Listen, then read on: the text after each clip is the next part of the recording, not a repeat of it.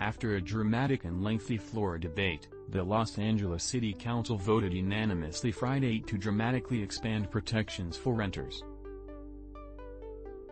With the city's long-standing COVID-19 anti-eviction rules set to expire in 11 days, council members had been racing the clock to formulate a new policy that could garner enough support to pass. Friday's vote should ensure that the measure, which particularly expands protections for tenants who don't live in rent-stabilized units, goes into effect before the order expires. The more than 4-hour meeting recessed just after 2 p.m., as the city's attorneys left to draft the revised legislation that the council had amended and signed off on during the meeting. A second, pro forma vote was expected to take place Friday afternoon. The version of policy that passed was championed by the council's progressive bloc, with the support of tenants' rights groups and several community organizations. The new policy will establish a minimum threshold for eviction for tenants who fall behind on rent and require landlords to pay relocation fees in some situations where a large rent increase would result in the tenant's displacement.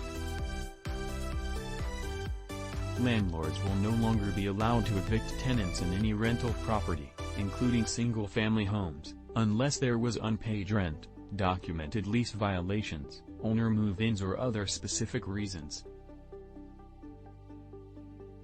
That provision will go into effect after 6 months or when a lease expires, whichever comes first. Some renters, including those in rent-stabilized units, already have just cause eviction protections, but making them universal will considerably expand the number of tenants covered by the protections.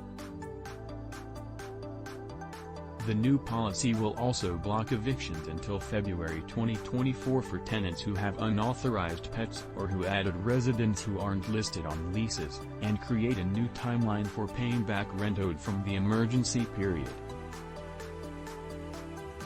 Tenants would have until August 1 to repay back rent accumulated between March 1, 2020, and September 30, 2021, and until February 1, 2024, to repay back rent accumulated between October 1, 2021, and January 31, 2023.